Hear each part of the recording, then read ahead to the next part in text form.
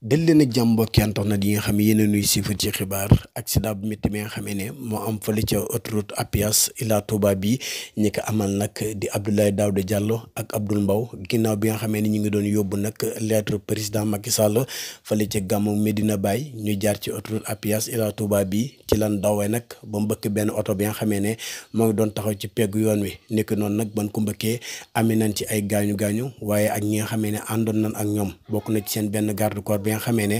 àndoon na ak ñoom jëlee na ci ay gaañu ci loxo bi ban rawale leen ci hôpital régional bu Diourbel li nga xamante ne bii nag mooy Abdoulaye Daouda Diallo ak Abdoul Mbow seen ak wér-gu-yaram mi ngi tane bu baax a baax te daanaka ñoom gaañu ñeen ci amee bëréew noonu ñi nga xam ne jëlee nañ ci ay gaañu te àndoon ak ñoom ñëpp yi ñu ngi ci hôpital régional bu Diourbel ngir médecin yi mën a xool seen wér-gu-yaram bu baax a baax ba xam dañ leen di jàllale wala dañ leen di téye fële ca Diourbel ngir mën leen faa faje lii nag mooy li nga xamee ne moo xewoon fii ci autoroute à péage Ila Touba bi